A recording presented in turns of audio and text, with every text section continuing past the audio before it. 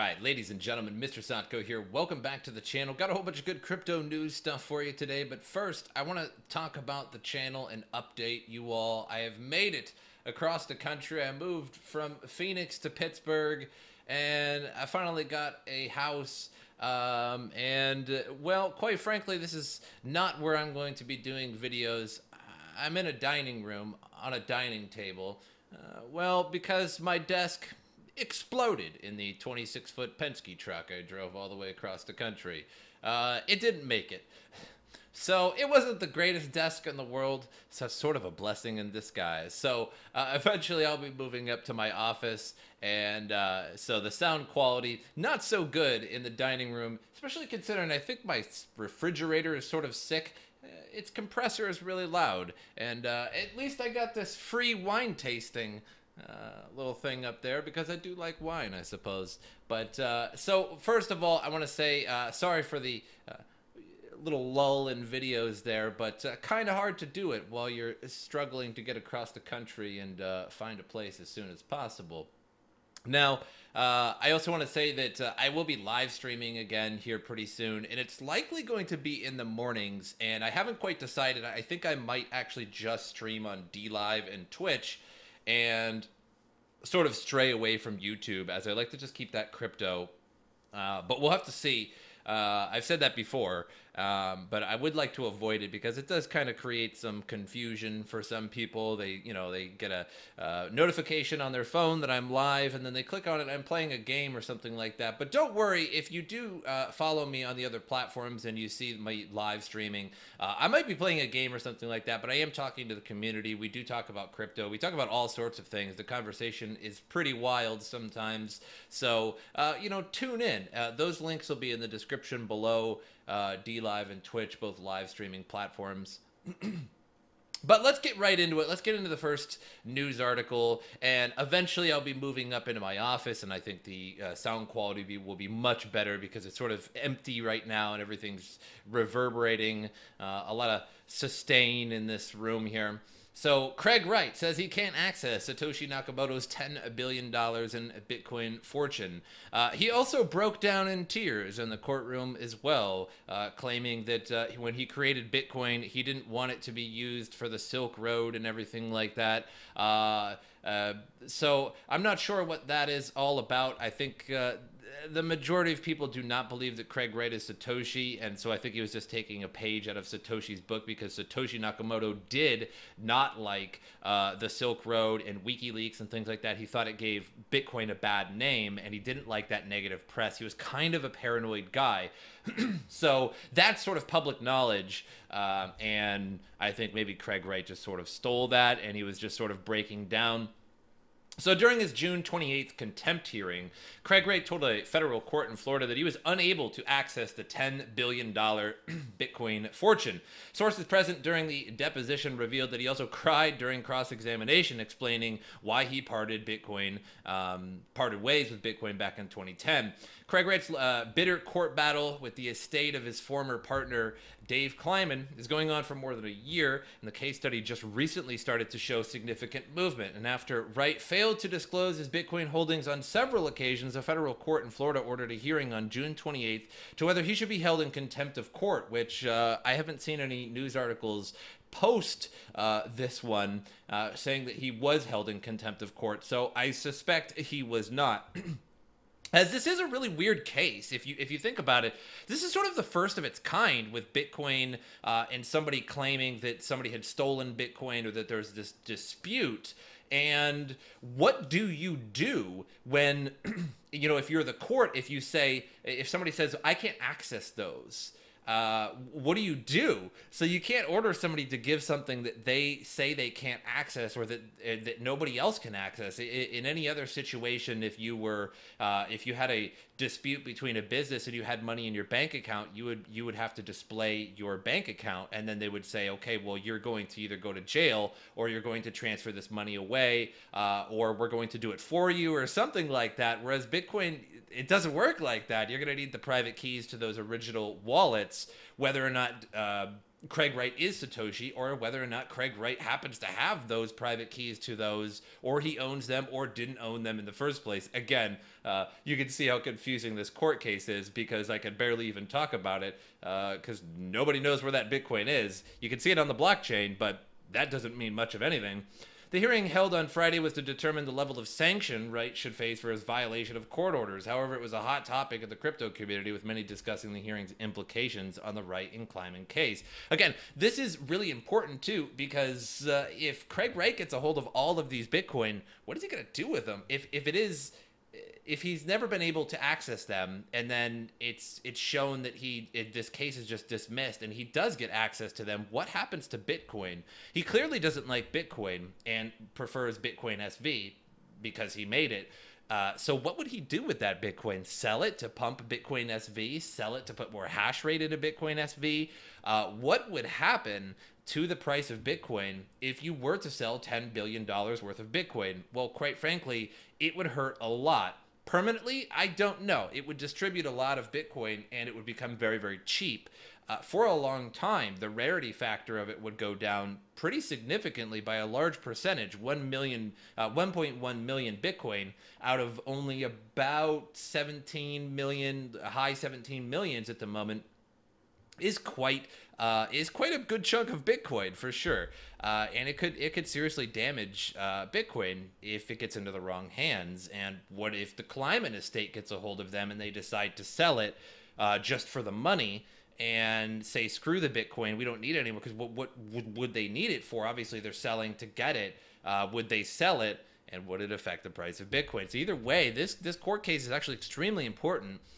Inside sources revealed that a heated discussion didn't only happen on Twitter. Emotions ran high during the hearing, too. According to Bloomberg, at one point, Wright forcefully threw a document provided by Kleiman's lawyer and was rebuked by the judge, who said he would be in handcuffs if he did that again. I think I read a little bit more on that a couple days ago, that they were saying, to give over the documents and stuff like that. And he said, he threw the documents and said it's basically impossible. And the judge did not like that one bit. Usually, throw, court documents around doesn't look so good. Shortly after being reprimanded for unruly behavior, Wright continued to avoid giving direct answers to questions, seemingly fed up with his long and disconnected speeches. The judge called a recess and urged Wright's lawyers to have a talk with their client about answering questions directly and not giving speeches.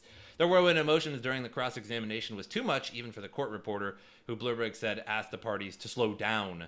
So this is a very heated court discussion, apparently, as a stenographer. Isn't that the word for it? Stenographer? I'm pretty sure. I don't want to sound too stupid here. I usually do on a daily basis, but not today. If they can't keep up with it, yeah. So somebody says, a quick update, open session now. Craig is on the stand talking about the Silk Road and Hydra and crying. Yes, he is crying. So apparently, but the heated argument failed to answer any of the important questions asked by the Kleiman party. Wright reportedly cried during the deposition when he was asked why he left Bitcoin and disassociated from his Satoshi Nakamoto alias, as he claimed the bad things the crypto was used for was too much for him to handle. Oh my God. So, as you can see, the Kleiman case at the moment, Kleiman and Craig Wright case, is basically going nowhere. How do you force somebody to give up $10 billion in Bitcoin that they say that they can't access? And I think, I'm pretty sure he can't. I don't think he does. And if he is telling the truth, apparently it's locked up between many parties. I don't know why they can't all get together and just unlock it. I guess it's contractually obligated not to for so many years. But how do you exactly? So really, confusing court case. But I will keep up on that because I'm extremely excited at the outcome of what's going on here. So. Moving on, eToro adds 5 Ethereum tokens to its cryptocurrency wallet and it plans to add 115 more. So eToro X, the specialized blockchain division of social trading platform eToro, has announced the launch of the first 5 of 120 ERC tokens that will be added to its on-chain wallet. The new tokens include 2 eToro stablecoins, eToro Euro, and eToro US dollar. Awesome. Maker, Basic Attention Token, BAT, and Amici-Go. So they're adding even more. So eToro has actually been around for quite a while. It's a stock exchange, and there's been a lot of them that have been coming up lately. Ameritrade, eToro, and I think there was a couple more. So that's interesting because now I say this a lot, but that's interesting because there's a lot of people that never really ever got into crypto. In fact, I would say, I mean, the vast, vast majority of the world, upwards of 90% plus, maybe even 95% of the world probably doesn't use crypto. Now, it seems really big right now, but I mean, you could just walk down the street, knock on any neighbor's house. Hey, do you own Bitcoin? I'd say 99% of them are going to say no, they do not, and they've ever heard of it. I've met more people, on a daily basis in casual conversation that have not heard about cryptocurrency or do not trade cryptocurrency than they do. Oftentimes, my wife is out and about, and she will tell somebody that she hears talking about crypto of what I do, and then they end up subscribing to me. And that's such a rare case that it's like, whoa, like your boss or your supervisor or your friend at work or something like that knows about Bitcoin. They're like crazy, right? They trade it. So when the people that trade on these platforms are traditional stock traders and just trading stock just like Bitcoin on a daily basis. And now I think when they see Bitcoin and all these coins being added, and they can easily just move their money to crypto instead of having to sell out their stock and take that money and put it to their bank account and then put it onto an exchange that they know nothing about, and they know nothing about crypto. They can actually do it from these exchanges now, and that's extremely important. This is huge. So people who would not normally have put their money on a crypto exchange now have that opportunity. And if Bitcoin is up 10% in a day and their stocks aren't doing so good, that's going to catch your attention pretty quick when you see something in the green when everything else is in the red. So I suppose it could work in reverse when Bitcoin is down per 10%. But that volatility is something that might attract a lot of stock traders too, because stocks typically aren't too volatile. When bad news happens, you guys remember the Blizzard bad news when Activision was splitting up from Destiny or whatever, and Diablo Immortal came out. It was instead of Diablo 4 was being announced, it was basically a Diablo mobile game, and everybody booed them. Their stock went from $80 to $40 within, I think, a couple months, if that. So it's still pretty volatile, but there's nothing like crypto volatility. I mean, 10% in a day, 10% down in a day is very good trading opportunities, and I think it's going to attract a lot of people. So they also have a lot of commercials out, too. So eToro has a lot of commercials on TV, and they're pretty constant, too. One is with the Hodor from Game of Thrones actor, and he's holding up the elevator door. I'm sure a lot of you have seen it, and he's saying hodl, hodl, hodl instead of Hodor. Real great play on words. And then there's another one that's been on TV lately that I noticed, and it's this one here, and it's basically two people in an elevator, and he gets in, and he's like, hey, there's two cryptos that are about to explode, and she's like, hey, if you don't tell me what they are, I'll show everybody something that's not even remotely embarrassing, that of course he's embarrassed about because it's a commercial, and he says, okay, and then like it ends. So again, the popularity of cryptocurrency is rising very, very quickly. We have stock exchanges moving. We have commercials on TV. We have some institutional investment. We have backed futures fairy tale on the way, which are stars. When we're wishing upon a star, when we're riding on our magic carpet with Jasmine and Aladdin, for some reason we're sitting Indian style in the back of the carpet while they're holding each other while we're flying. You know what I mean? They don't know what I'm doing there, but I'm riding that fairy tale to backed futures. And it might come true one day. And if you don't get that reference, Back Futures is supposed to have come out like 6 times already. So bad joke for some, funny for others. Moving on. Facebook's David Marcus Libra users won't have to trust us. Oh, this is me trying to trust them. It's like when you got really bad stomach pains. Right? And you're driving, and you don't have, you can't get to a toilet for like 30 minutes, right? Because you're driving, there's going to be some traffic. It's going to take like 30 minutes to get home, and you're just like, ooh, Eesh. I think that's the same feeling I get when I read that. Won't have to trust us. Okay, so we won't trust you and like the 10 other corporations that paid $10 million for Libra interest when they run a masternode. Ooh, geez, that's gonna be tough. That's gonna be real tough. But Mark addressed a number of questions and a few misunderstandings about the project. The social media giant's lead also confirmed he'd be testifying before the State Senate Committee and the House Financial Services Committee, because that makes a difference to us, right? On the project later this month. In Wednesday's post, Marcus sought to address a number of issues that have been raised by lawmakers and informed observers alike, including whether Libra, or Facebook Coin, is actually decentralized. No, it's not at all. It's like MasterCard and Uber paid $10 million to run MasterDoes. No, it's not at all. Like, that's fine, but like, let's not even talk about it. It's over, right? Like, it's over. Like, we don't have to talk about that anymore.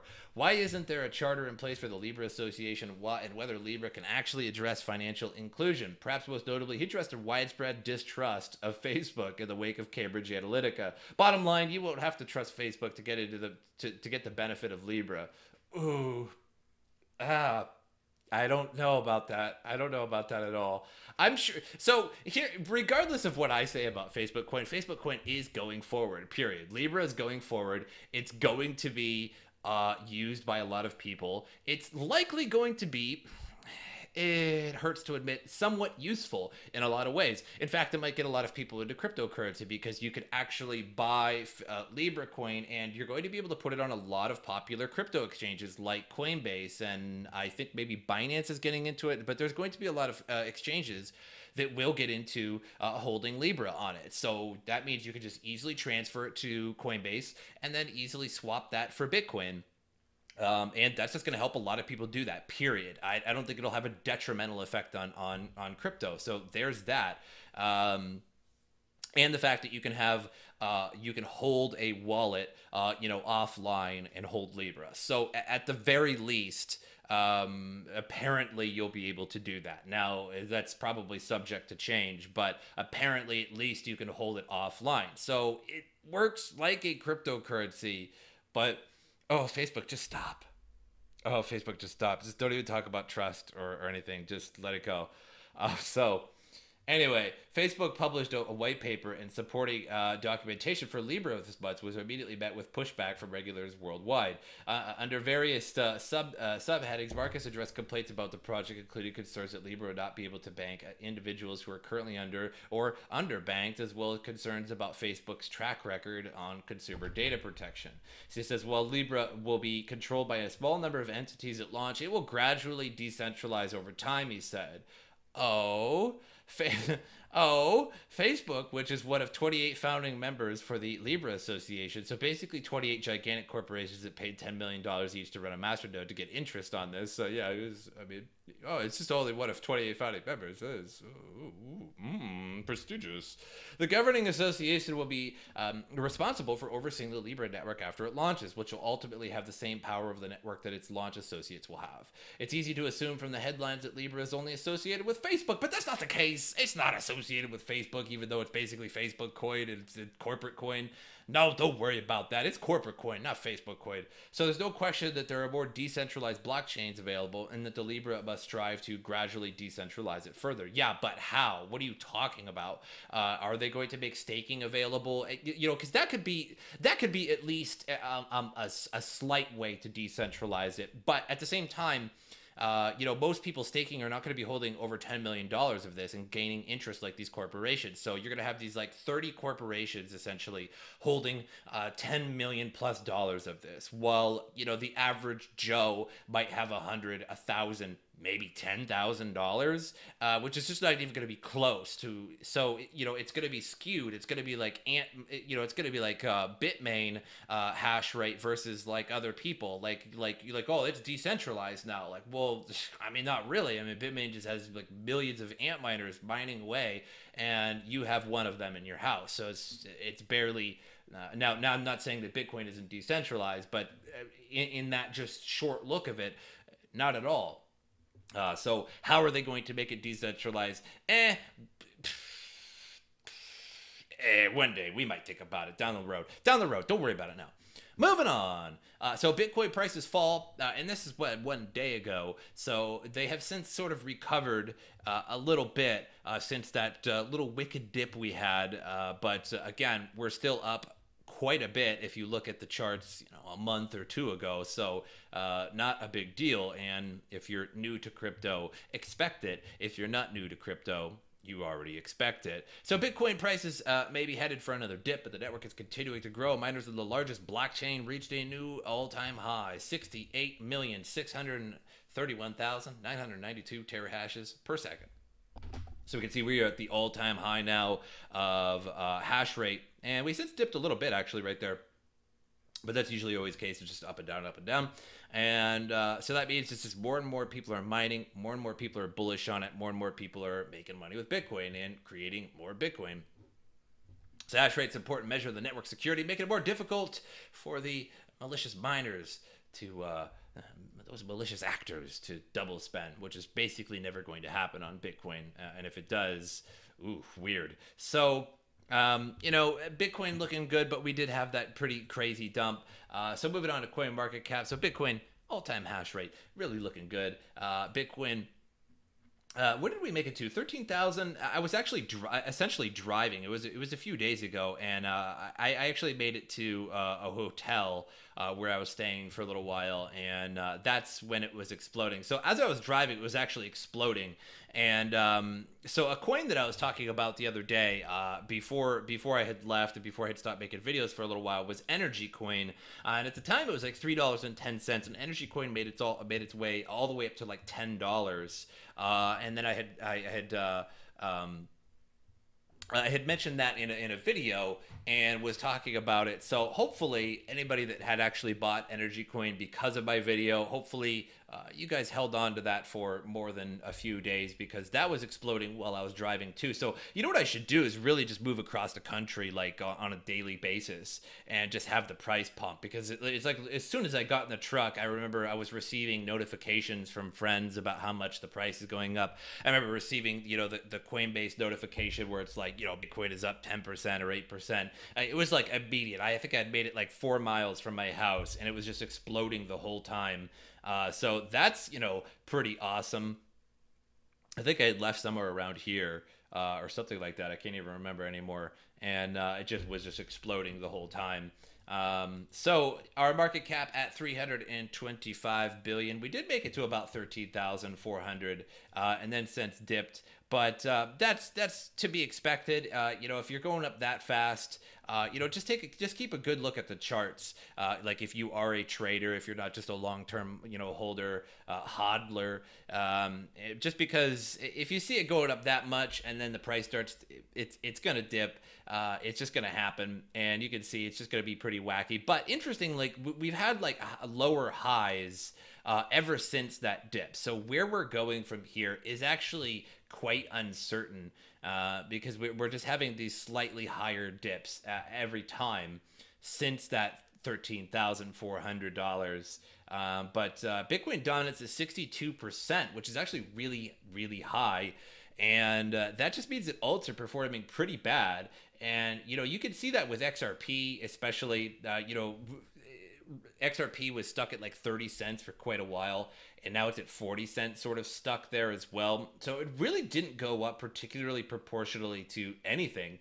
Litecoin, interestingly, sort of struggling, and I think a lot of people thought, or still think, that $200, $300 by the end of the year, and that's absolutely a possibility. We're only halfway through the year. But it was weird. It was sort of strange that Litecoin made it to about 140 or something like that, and then just sort of lost steam.